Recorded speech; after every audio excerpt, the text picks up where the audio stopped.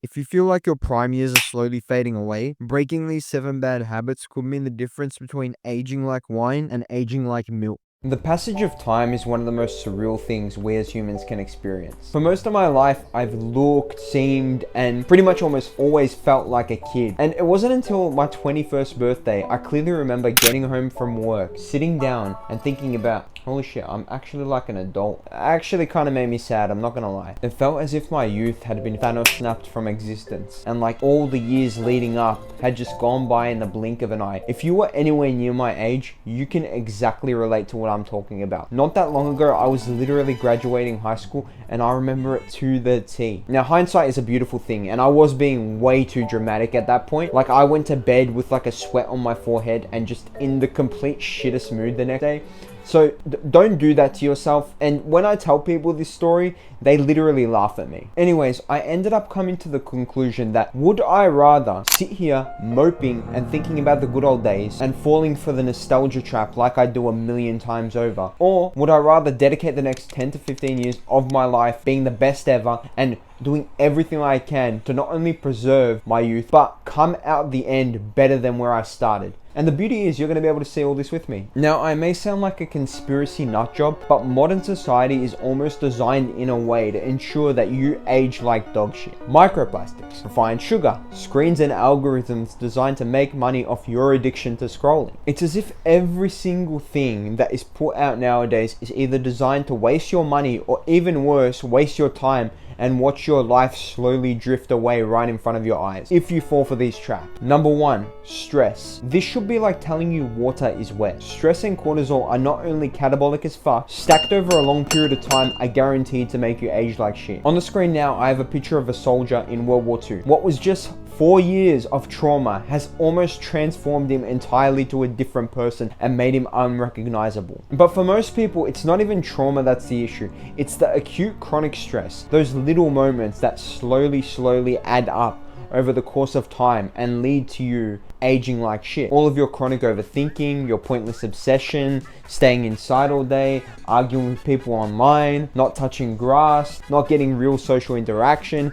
These things all add up and they contribute to your overall cortisol levels and will cause inflammation. I don't know how clear I can be about this. Find ways to manage your stress is going to be one of the best things you can do, not just for your physical health, but for your mental health more than anything. And number 2, alcohol, drugs, and smoking. Once again, I don't think you need to be a genius to have known that this was gonna be here. Like, this shit dehydrates you. It stops your production of collagen and elastin, which are 2 proteins that are essential to literally maintaining the smoothness of your skin. So when these decrease, you get wrinkles, and that's how you end up looking like a wrinkly ball sack. Because over time, your constant use and reliance on these substances has caused collagen and elastin to almost become non-existent. And if I'm not convincing you enough, this literally decreases from the moment you turn 20 by 1% roughly each year. And you smoking and abusing recreational drugs is only gonna make it worse and worse over that period of time. So now you're stacking the decline of collagen and elastin. This concept can literally be applied to any major substance abuse or addiction you have. An addiction to video game, an addiction to scrolling. Addictions age you mentally and physically. Sleep and recovery. There's a brilliant Joe Rogan podcast that I love watching that will really get into your head how important sleep and recovery is. It's where he features Dr. Matthew Walker. And I remember a statistic on there, I'll put it up on the screen now because I'm totally just remembering it off the top of my head, that men who sleep less than 5 to 6 hours have testosterone levels 50 to 60% less than their counterparts who sleep more. So in other words, sleep and recovery can result in permanent aging, decreased testosterone levels, and it does all the other amazing things that you saw the other 2 do, reducing your collagen production, growth hormone production. You are disrupting your hormone cycle every time you guys give into your vices and stay up past your bedtime. And on top of that, there are so many problems that you can avoid simply just by getting in bed on time. Not going out and making shitty decisions, which could have life-changing effects, could have simply been the difference between you deciding to go to bed on time. Number 4, wearing sunscreen. Particularly, you want to be careful with this one because a lot of sunscreens have terrible shit in them, but you want to find a fluid-based sunscreen, one that's made out of zinc preferably. This is the one one I use. It's on the screen now. Perfect. It's made out of minerals. It hasn't got all those toxic fucking endocrine disruptors. Find a fluid-based sunscreen that you can apply every day before you go outside, and especially when the sun is heavy. I live in Australia. We get fucking killer UV rays during spring and summer. So putting sunscreen on, especially if you're around my side of the world, is going to result in you not losing collagen and elastin and having your skin once again wrinkle and sag. Number 5, you knew it was coming if you've seen my channel, nutrition. Now, modern day food is fucking awful. Have you ever looked at kids and seen, oh my god, are the generations getting smaller or am I going crazy? It is to my belief that it is the shit that is put in food that makes these kids produce less testosterone over time. Stick to whole food ingredients, limit your consumption of refined sugars, saturated fat. Basically, if I were to prescribe a perfect diet to anyone, it's literally just whole food. Fruit, meat, yogurt. There's a simple rule of thumb I like to use. Turn over the packaging. If you see that the ingredients list looks like the Bible, put it down. It's probably got a ton of shit that you don't want to be consuming in. Things like seed oils, all these things that you hear online. These people are somewhat crazy, but they're not totally crazy, because these things do cause inflammation and will cause you to be bloated and feel fatigued. And finally, lack of physical activity and exercise. Nowadays, life has become so sedentary. You have cars that can get you anywhere. You can order Uber Eats to your room. Everything has become so convenient to the point where you have almost every excuse and way to avoid using your body. So, go for walks,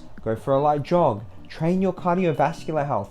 Your heart's a muscle too. I know most of you are watching this and thinking, I already lift weights, man. No, I'm not just talking about lifting weights. I'm talking about being physically active. Walk around. Go to and from places by foot. Take the stairs instead of the elevator. Learning to be active is going to help you stay leaner, stay more physically fit, and make sure that your cardiovascular health is in check. Bonus tip, lack of social exposure. This one was so important that I literally packed away my camera and reset it up to tell you this. You are a social creature. You are a human. No, you cannot be alone wolf. I've fallen victim to this too. Time and time again, I've thought that I can just solo it, focus on my career, focus on my life, and not worry about seeing people. And what happens is you end up having no friends and living in complete sadness and boredom. There's a reason why people who don't get brain activity and social exposure have higher rates of dementia. It's vital. So find social groups, hang out with people. You don't have to do too much. I'm not telling you to go out and party, because honestly, that's bullshit. There is literally little to no actual social exposure there. But find communities and engage with people for once in your life, man. I know the type of person who watches my videos, so I'm really trying to get it across to them. This is not a solo game, okay? And even if you do achieve all the shit you want to, what is the point if you're sitting alone, depressed with all this money and this beautiful house? I hope you enjoyed that video. I literally free-flowed most of this. Those were 7 bad habits that I'm gonna break and you need to break. And we're going to shake on it right now that both of us are going to do everything we can to make sure that the next portion of your life is the best one. And the first step is subscribing to my channel. Thank you so much for watching, and I'll see you next time.